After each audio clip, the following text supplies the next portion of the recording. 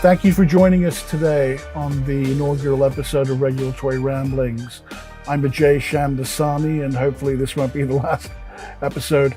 You're in for quite a treat today in that our guest is Bill Majcher, and he was a Royal Canadian Mounted Police Inspector for 22 years. He currently lives in Hong Kong with his wife and two daughters. Bill was an undercover operative for the bulk of that time with the Mounties, and during the course of his life, he learned a great deal about money laundering, organized crime, and where regulation and policy fall short. He's done myriad things in his life, and it's a life that, quite frankly, reads like a Hollywood screenplay, may one day yet become one. He's been a bond trader, an investment banker, and is currently in the consulting business. And with that, I will turn to you, Bill. You're from Canada. What's your home province? Well, I was a military kid, Right. so I was born in Nova Scotia, but then lived on bases in Alberta and Germany. But for my formative years, I grew up in Nova Scotia. Was there an extended tradition in your family of military service? No, I think it was more coming from poor family backgrounds. My father was a first generation immigrant to Canada, like many. His family came from, Eastern Europe, and so a chance to get off the farm was to join the Air Force, and so he did 38 years in the military. Had a good career. I think he was better than he had ever thought he would have, but along the way, we got to enjoy a very typical Canadian military lifestyle. You have to remember, certainly when I was born, it was within 20 years of when the Second World War ended. So there was still a lot of issues, and then the Cold War. So I grew up in that sort of backdrop, that environment. My father was for 13 years, was one of Canada's NATO representatives in the area that he specialized in. So, being geopolitically aware was something that my father instilled in all of us kids. Education was a big thing that he pushed. And but for me, I wanted to have a different life, so I didn't join the military. Here you are. But this might be a presumption on my part, but did he instill a sense of service in you that caused you to go into law enforcement on some level, perhaps? No, in fact, it was a funny way. I as a young lad, I just wanted some adventure and wanted to have some excitement in my life, and so I always thought about the Mounties, more than the military. And in fact, when I was working in London as a bond trader, yeah, after university, and thinking, I'm going down this road. My father was a commander in the Navy, and here I was making more money in 1 year than he made after 30 plus years. And then I phoned home and said, hey, guess what? I'm going to come back to Canada. I had applied for the Mounties when I was in university. And they said, hey, hiring freezes are over. You've been selected for a troop, and we'll see you soon. And so my father actually tried to talk me out of it. He wasn't a big advocate of me joining the police. Again, being an immigrant, and certainly out in the prairies, he thought the RCMP was a rather WASP organization. He was Polish Catholic. Didn't feel that, he felt the sense that if you're, Polish Catholic, you may not have advanced as far. So he discouraged me, quite frankly. But then once I made the decision to go in, I always remember something very powerful that he told me. In Canada, when you join the Mounties, everybody's trained in one place, Regina. It's a paramilitary environment. You train with a troop of 32 people. You're all in the same dorm. It's a barracks. Haircuts every 7-8 days. Up by 6. Lights out by 10. So very much what you would expect in a military environment. But as my parents were driving me from our home for me to go to the airport to take the 6-hour flight across Canada to Regina, my father gave me the only advice about going. He said, Bill, you know what? You've made the decision to join the Mounties. It's a public service. My advice to you is you're going to know times when you're going to be tired. There's times you're going to be maybe afraid. There's going to be times you say, well, why should I do all this? Hey, remember duty to service. You made a decision to serve, then remember duty to service. And when you're tired, when you're frightened, basically deal with it, get over it, and do the commitment to the task that you've voluntarily chosen to do. So I've never forgotten that, and that's sort of the ethos that I brought to my career. Now, your time in London, did that, the financial knowledge you gained, aid you when you were working as a covert operative, engaged in money laundering, but also playing the capital markets for your clients, or your clients at the time? I mean, did that knowledge help you? I mean, certainly most cops don't have a financial services background. So, I mean, yeah, no, there's no question. It was a foundation for me that has really driven so much of my career. And for me, when I came back, joined the Mounties, even the Mounties said to me, Bill, we don't typically get people with your education and from where you're coming from who come back and join the police. Usually the other way around. Yeah. And then early in my service, I went into the undercover program. And again, part of it is, Bill, not only do we not get guys with your background generally come into policing, we certainly don't get them coming into the undercover program, especially at that point in time, because the undercover program, it was more focused on the grittier side. It was drugs, it was murders, it was, the violent sort of getting underbelly. And so along comes me, who's fairly Pollyanna, actually, when I consider my background, and they said, listen, you passed the selection for the course. And they told me when I finished the course, at the beginning, they didn't think I was going to pass it. And by the end of the course, they said you were probably our top candidate, who passed the course. Because it's really a course in following instructions, a course in following directions. When they tell you what to do, you do it. And lots of reasons why it's that way. But very quickly, my first undercover project was buying heroin and cocaine in Vancouver. And it was a 4-month project, and I was thinner then, even, so I ended up doing, at that time, for that kind of project, a record number of heroin and cocaine buys, and had to simulate shooting up heroin with bad guys around me.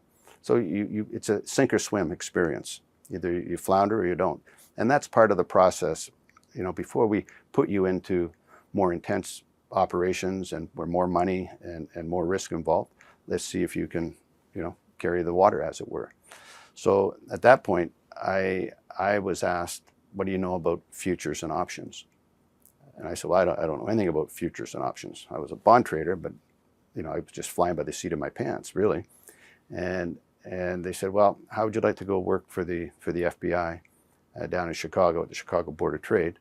And then we'd like to bring you back to Canada, because we believe there's a lot of criminality going on in our futures markets, in our commodity pricing markets, which is primarily out of Winnipeg.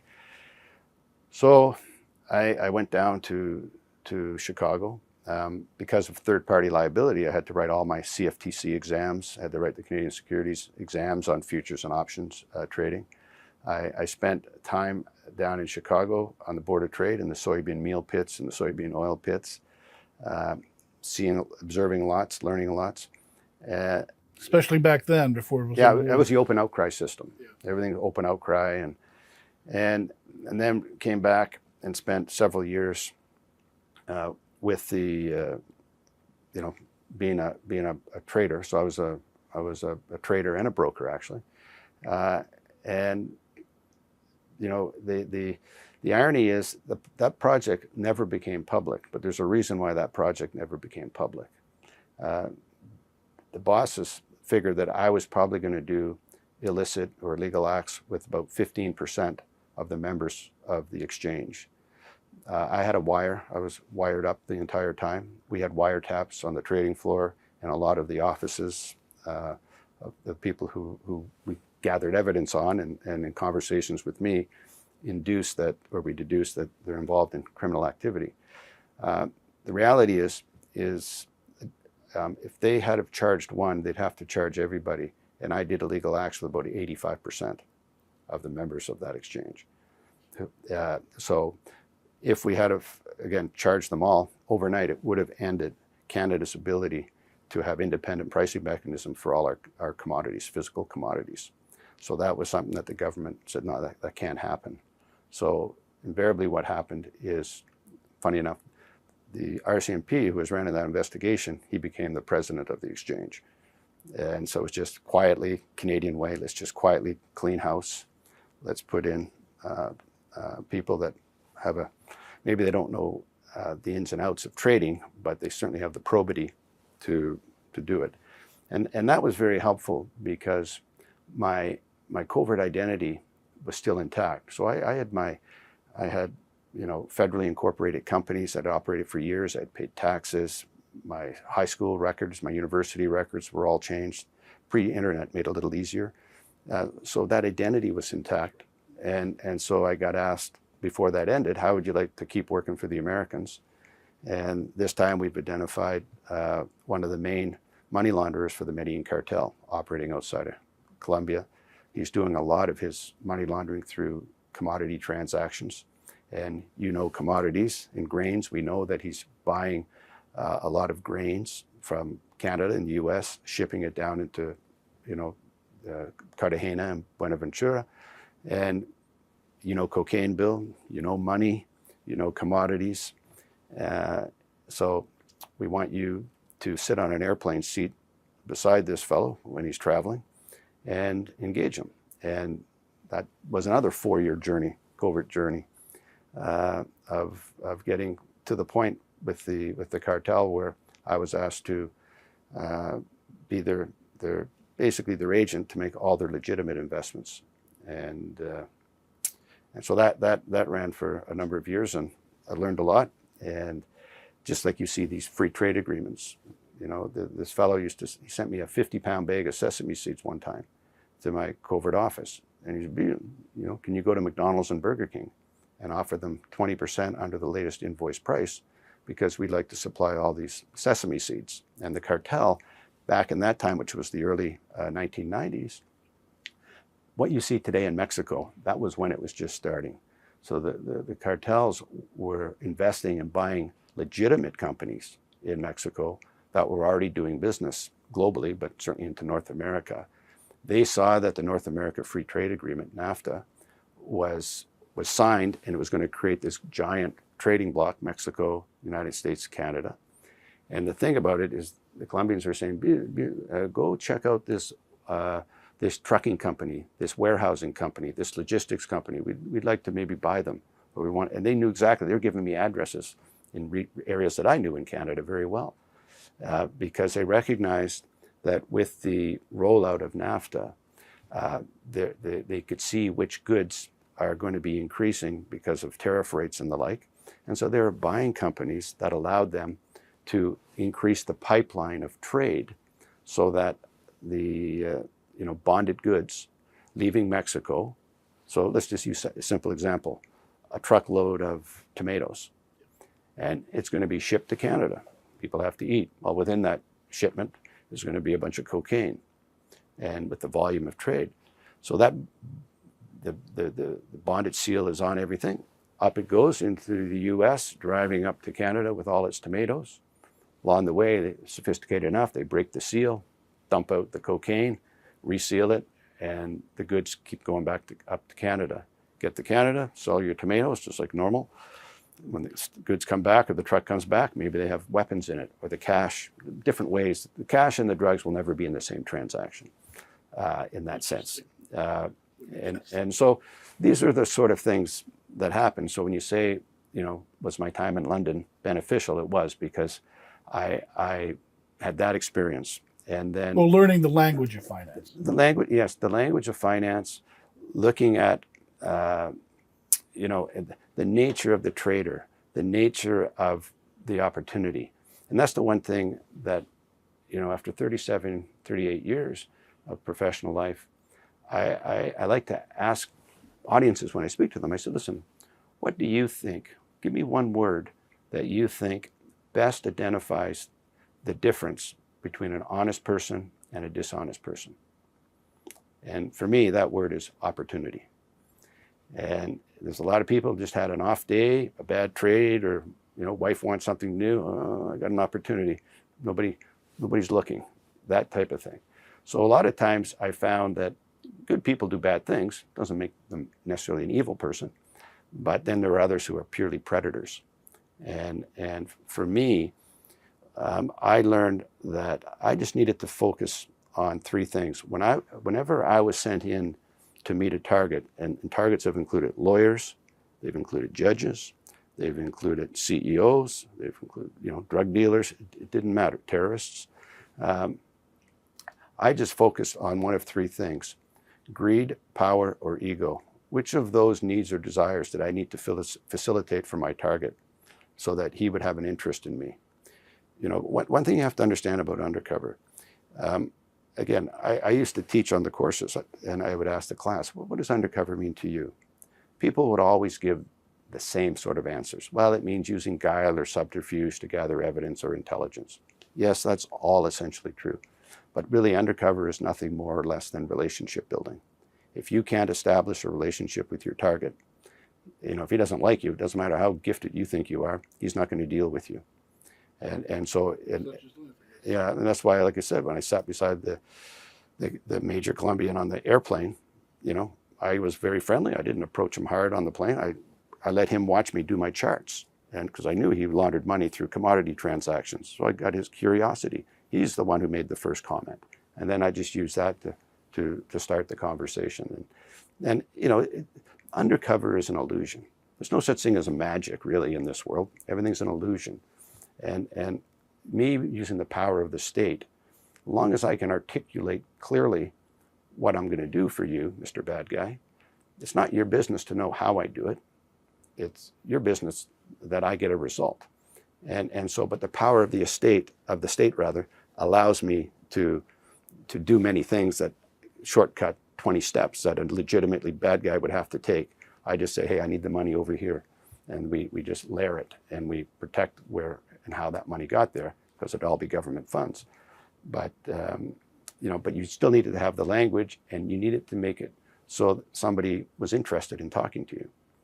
And so, even post, not to jump ahead too much, but people ask me all the time, how did you go from your career in government doing all that to coming to Hong Kong, doing M&A, representing SOEs, running a listed Chapter 21 fund? I said, well, there really was no difference. It's all about relationships, developing the relationships, listening to what people want, and then being a provider. And it's no different in investment banking. A lot smarter guys out there don't always get the deal. People want to know I like somebody, or I trust them, or I can go out and bet on the horses with somebody. And that's something else that's very important to understand. When it comes to money laundering, forget money laundering as much, but financial crime in general. And I've done almost every illegal act, or participated or firsthand observed that you can do in a public market. I've laundered money through public companies, through factoring. I've provided loans. I've provided physical cash to buy shells. Then we do the pump and dumps. I mean, none of it is unique, really. But the thing about all of it, and especially in a regulated market, it doesn't take place. The specific act may take place in the market, but 95% of the genesis of the discussion of what we're going to do and how we're going to do it takes place in a bar, takes place on a golf course. And that was 100% my experience. And a few years back, the global head of risk for one of the big 5 global banks said to me, Bill, my biggest fear, what keeps me awake at night, is wondering what my traders are doing. He says, do you have any solutions for that? I said, sure, just tell me where they drink. Because again, you're engaging with them at a personal level, and then you're dropping the hints that you're sort of fungible in terms of your morals. And let's be honest, the what drives regulated financial markets, by those who are traders or bankers, they only care about one thing. They don't care about saving 500 jobs in Akron, Ohio, in some tire plant if they're not going to get a bonus. All they care about is how much money am I making? What's the size of my bonus? That's the only true metric that drives people. And if you're not making money in the bank, why does the bank want you? They don't. Everything is geared about getting a return on equity and making money. So typically, like I said before, I used to just focus on the triggers that I needed to appeal to, and it was in terms of a criminal mind, greed, power, or ego. Typically, it was always greed or ego. And there's nothing in my life today that tells me anything different. I see it every day. Yeah, I would have thought the complexities of leading a double life and keeping things compartmentalized and not letting one life slip into the other. And, there was a movie starring Lawrence Fishburne from, I think, some point in the 90s, where the lines between the two started to blur. I don't know if that ever happened to you. And was your identity did it ever come close to being compromised?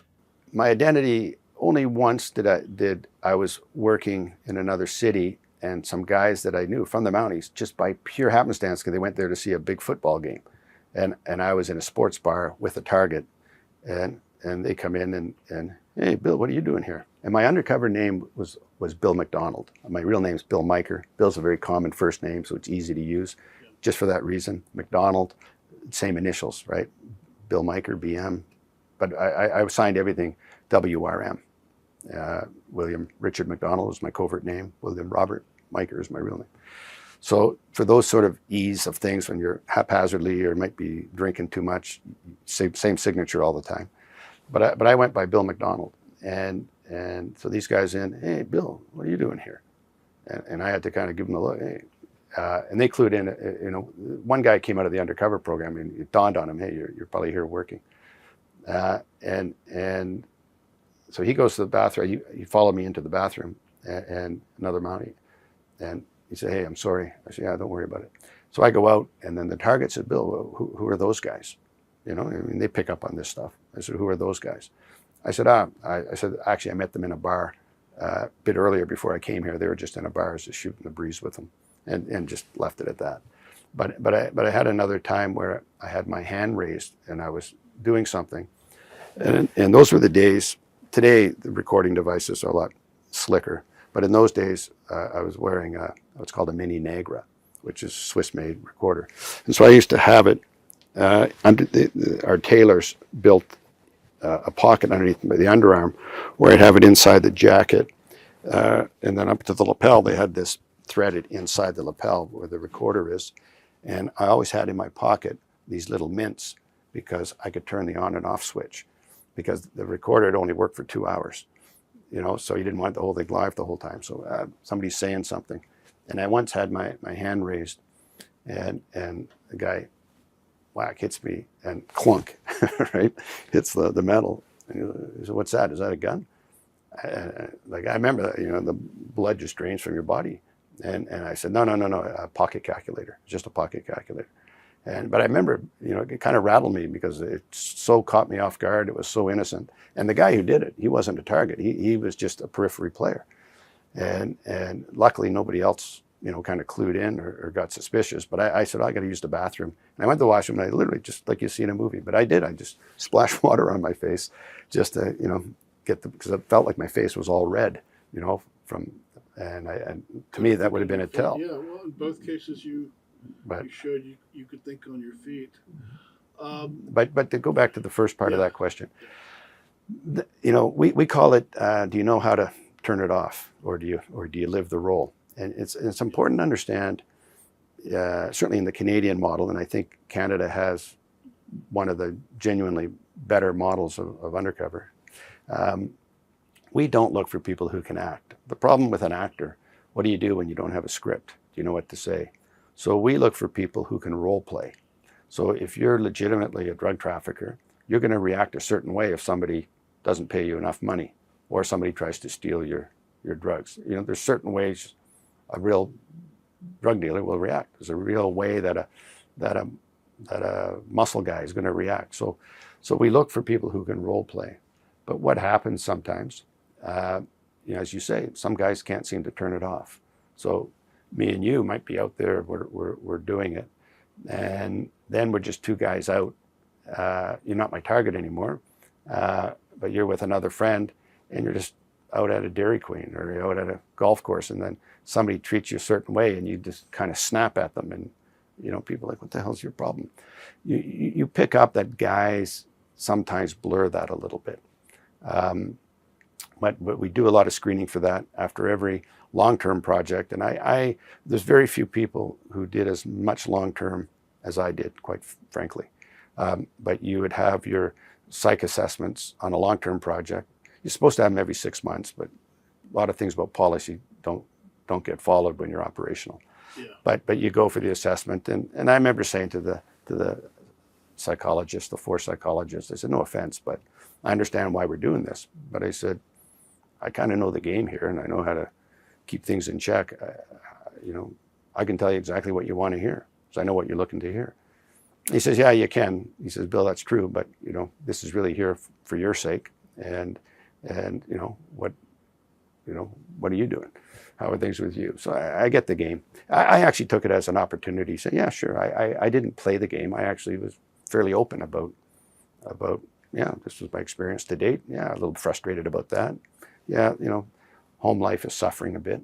And I again, another thing I used to say on the course when I teach guys, I said, okay, how many of you want to do long-term undercover? So all the hands go up because they have to, or they wouldn't be allowed on the course. Yeah. So that's a screening question too. But I said, how many of you want to do long-term undercover? So then I say, okay, how many of you are married or in a good relationship that you really like? About half the hands go up. And I said, listen, the two really aren't that compatible. You need to really think long and hard if you want to have this career, really have this career, but you really like the relationship you have. You get working as much as you think you're a dedicated husband or wife. When you get operational, you're going to be focused on that all the time. When I used to be able to come home, because policy said I could come home every 6 weeks for a weekend. Well, it's not practical when you're operational. But I found that there were times, okay, Bill, time to go home for a weekend. I actually didn't want to. I'd rather stay. I'm in the groove, right, with the bad guys. And so you go home, and then you're dealing with mundane issues when you get home. And, your partner is frustrated because nobody's there for a year. And so it does have a lot of that ripple effect, no question. But I really think it's more single man's life, for at least the kind of work I did. Was there anything in particular that stood out about your career as an undercover operative? Funny enough, it sounds a little bit odd, but as far as I know, I'm sure there might be others, but as far as I know, I'm the only person who has a legal opinion from the U.S. Department of Justice that I can have sex on the job.